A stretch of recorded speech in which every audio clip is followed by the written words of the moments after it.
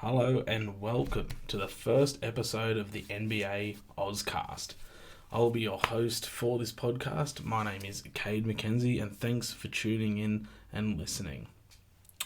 Now, to start off the podcast, I'll just be giving a brief explanation of pretty much how the podcast will work, what I'll be covering, and just a bit about me as well, just to set the premise really of the podcast.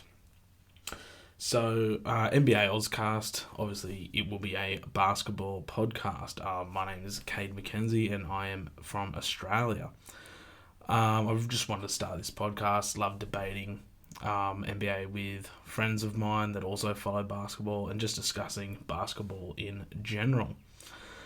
Just a few things about myself to get it started off, which may also play into the podcast in later episodes potentially.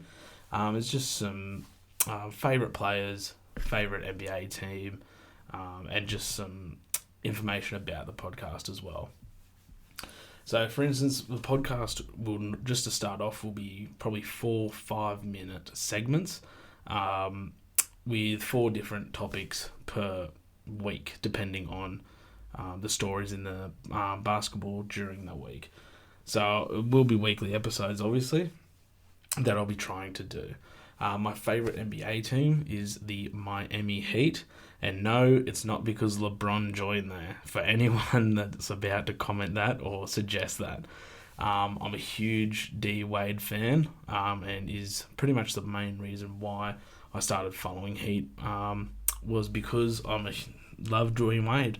I received NBA 2K7, I believe, as my first basketball game on PlayStation back when I was in high school, and just from there, just pretty much straight away, loved the logo, found out who Dwayne Wade was, obviously as part of that team, and then once I started following basketball heavily during that's when I really got into it and really enjoyed watching Dwayne Wade play and the Miami Heat.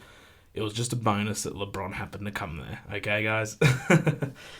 Now, each segment will be about 5 minutes.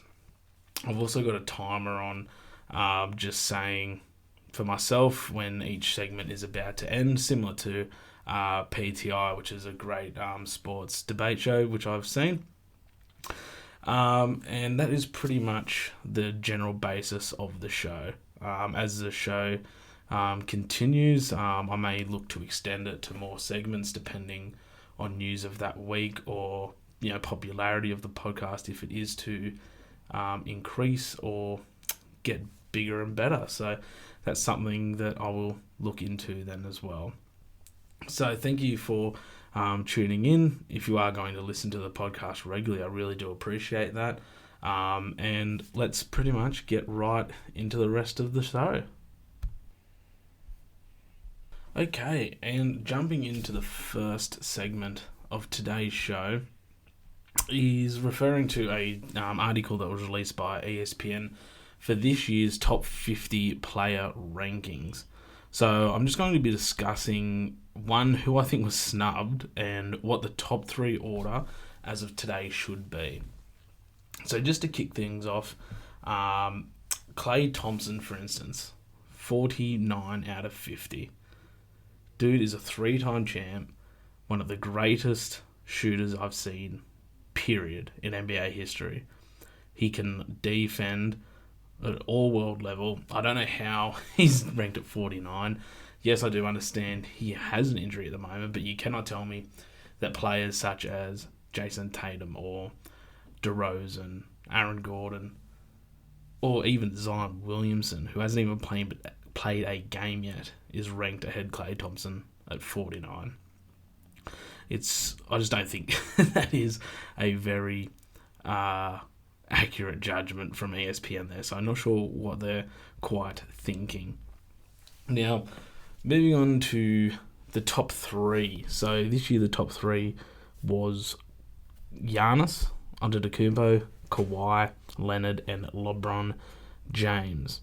Now, let's start with number 1, who was Giannis. Now, obviously Giannis was MVP of the season last year. However, I'm a similar belief of Max Kellerman of First Take, who I think should take into account how you perform in the playoffs as well as the regular season to establish who the real MVP should be, which is why I do not have Giannis as ranked number one, such as ESPN does. Yes, I do understand Giannis can bounce it on anyone, can get to the rim without pretty much no issue. He's an all-world defender, which I definitely understand. But the dude cannot hit a jump shot to save his life. Once he develops a jump shot, he could potentially have the talent to be the greatest ever. But right now, he does not have that. But Kawhi Leonard, for instance, who is ranked number 2, I would have right now at number 1. So Kawhi Leonard has improved his offensive play each year. Before going down injured against the Warriors back in the 2017 playoffs, he was considered a top 3 player already, and was actually destroying the Warriors at the time he went down injured. Not saying he would have won the series, but they were up by 20 plus during that game up until he was injured. Went back healthy for the first time this season. The man averaged 26.5 points, 7 rebounds and 3 assists per game. He's an all-world and one of the top defenders, not only in the NBA right now, but actually in NBA history, and just led the Toronto Raptors to their first title as Finals MVP, and displayed one of the greatest playoffs ever seen. And when seen facing Giannis, for instance, he shut him down completely. Everyone was talking about Giannis, the most dominant force in the league right now. Comparisons to Shaq, for instance, which I believe we'll get into another time. But Giannis was shut down by Kawhi one-on-one throughout that series, and which to me proves that Leonard right now, Finals MVP, career season, shutting down the MVP after winning the finals as well for the first time in Raptors history, deserves to be the number 1 player in the world. Correction, sorry, I do have Giannis back at 3. I still have LeBron number 2. Last seen healthy was considered by many still to be the best player in the world, including myself. People who said LeBron had an off year, the man still averaged 27, 8, and 8, which is quite ridiculous considering that's what people consider an off year. He's a better offensive player than Giannis, makes his team better with his unselfishness and passing ability. He's one of the greatest passers in the league and in NBA history. It's LeBron James, for crying out loud. The dude is a beast. Yes, he didn't make the playoffs, but with that being said, I think he still deserves to be top 2. And I think this year, we're going to find out why he should still be top 2. Now, moving on to the third segment. Best duos in the NBA. So, obviously, there was a lot of free agent movement over the off-season, which I was not expecting. Same with most people, the Kawhi and Paul George connection in LA for the Clippers. I don't think anyone really seen that coming. I know I didn't see that coming. As I was assuming if anyone was to go to the Clippers with Kawhi, it was going to be a player like Jimmy Butler, who I also didn't see going to the Miami Heat, but I'm glad he definitely did. Now, getting into the best duo in the NBA right now, you've got, obviously, still got like Lillard and McCollum, who's, always balling out, but just can't seem to really take it to that next level when they get to the playoffs, which is, a bit upsetting to see for them, as I do believe they're absolute ballers. Now, Kawhi and Paul George, you've obviously got. Kawhi, like I mentioned, I think is the number 1 player in the world right now, until it's taken off him. Paul George is pretty much a poor man's Kawhi Leonard on defense, but, does have the offensive capabilities as well that Kawhi has, maybe even better offensively. But when we're talking defense, Kawhi is absolute all-world in a league of his own. No comparison. But the number 1 duo in the league has to be LeBron and Anthony Davis. Not a question. Like I mentioned LeBron's numbers just earlier. Imagine comparing that with someone who is a top 5 player in the league when last seen. Dude had minutes cut with the Pelicans last year due to trade rumours and everything like that. And I think people have actually forgotten how good Anthony Davis is. If he's got the accomplishments, Anthony Davis already has the talent to be the greatest power forward in history, in my opinion. Once he has the accomplishments, he could, match up with players like Tim Duncan for that number 1 power forward in history. And you're telling me you're comparing that with LeBron James, considered by a lot of people to be top 3 all time, top 2 all time. Some people even have him as the greatest of all time over Michael Jordan, which is a topic that we'll get into in another episode. So you've got LeBron, Anthony Davis. Anthony Davis, for instance, the dude's almost barely, he's cracking 7 foot. He can defend the pick and roll with both players, the person handling the ball and the player rolling to the basket. I've never seen someone able to defend that just by themselves, let alone just trying to shut down one player. Dude is an absolute freak. So having them together is going to be absolutely insane. And that's why I have them as the best duo in the NBA. The pick and rolls are going to be incredible. You've got a 6'8" point guard dribbling up the court with a 6'10", 6'11" power forward who can defend multiple positions. LeBron, when he tries, can defend multiple positions. Both offensive forces. I think the duo conversation is pretty much wrapped up in that case. And that's why they're, to me, the best duo in the NBA right now. Okay, now moving into the final segment of the first episode of the NBA Auscast, I'm going to give my predictions on this year's player awards, also who I think the NBA champions will be, and then I will sign out after that. So let's get into it. So I'll start off with some smaller ones, and we'll get into the big ones to finish off. So starting off with 6th Man of the Year. Sort of hard to look past Lou Williams again, I believe.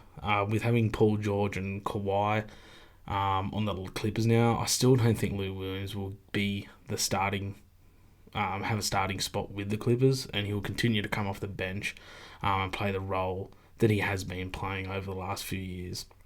And I believe he will again be another strong contender to take out 6th Man of the Year again. Moving on to Most Improved. Now, this may have some Aussie bias in it, but I honestly believe Ben Simmons could be a contender for Most Improved this year. After winning Rookie of the Year and pretty much having the same type of season last year, as he wasted his time in the off-season, didn't develop a jump shot, pretty much for some reason didn't want to work on that last year. After seeing film this year from the off-season, hearing from his trainers, he sounds like he's really worked on getting that jump shot coming this year. So if he is able to hit that jump shot consistently with what he's already doing, look out, I reckon.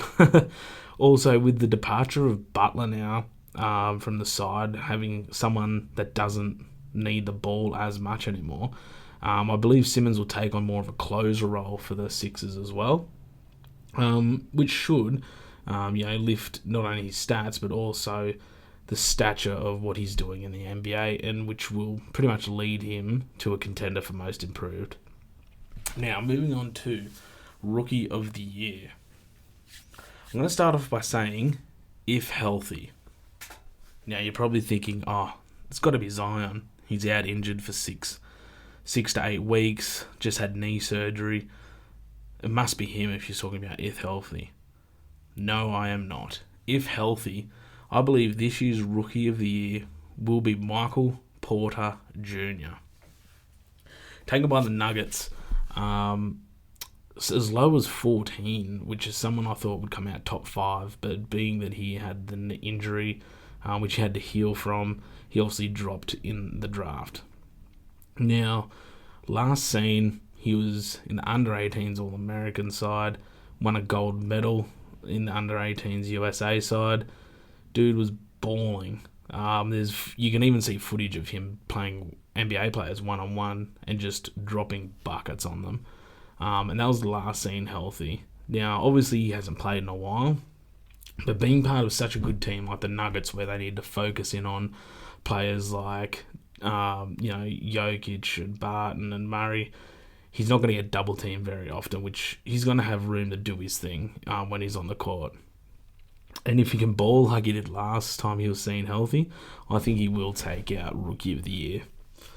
Moving on, Defensive Player of the Year, I'm going with Anthony Davis. The dude will have the spotlight on him in Los Angeles. He's already talked about changing the culture of being on the LeBron side and having defense be one of the main priorities. Like I mentioned, he can defend pretty much all 5 positions. He can defend both players in the pick and roll. The dude is a defensive beast, and I think we're going to see a lot from him this year. Moving on to MVP, this is something that I was torn with. First, I was going to go with Steph Curry. Obviously, the departure of Kevin Durant, Klay Thompson being out for most of this season, he is going to ball. He's going to average 30-plus points. With D. Russ there helping, he can play off ball. He may still average 6 to 7 assists, maybe even as well, and will have a really career year. But I have to go with LeBron James, coming off the longest break he's had ever in basketball, with missing this year's postseason. Everyone talking smack about how he isn't going to be the player that he was in his prime. I think he's heard all the talk. He's going to come back this season strong, well rested, and he's going to pretty much prove everyone that he can still do it. The man was averaging 27, 8, and 8 last seen. With all this hype coming up, all the talk that's been put on him, I think LeBron is about to put the NBA on notice and reclaim his number 1 spot over Kawhi Leonard as the best player in the NBA right now. I'm telling you, look out. And obviously, with the defensive player pick being Davis and MVP being LeBron James, I also have them winning the NBA championship this year. Lakers-Clippers conference final. Lakers will win in 6. And they will go to the NBA championship and they will beat Philadelphia, in my opinion. LeBron will also be finals MVP and be classified as the world number 1 player yet again. So that sums up the NBA AUSCAST first episode. Thank you so much for tuning in. In the next episode, we'll be discussing stories from the first week of the NBA, which starts today in Australia. And we'll also be discussing the GOAT debate, LeBron versus Michael Jordan, and who I think the greatest of all time actually is. If you've enjoyed the podcast or you want to discuss anything with me, my Twitter is at NBAUSK, NBAUSK, and also you can listen to this on SoundCloud and also on YouTube. Thank you very much for tuning in, and I look forward to seeing you on next week's episode.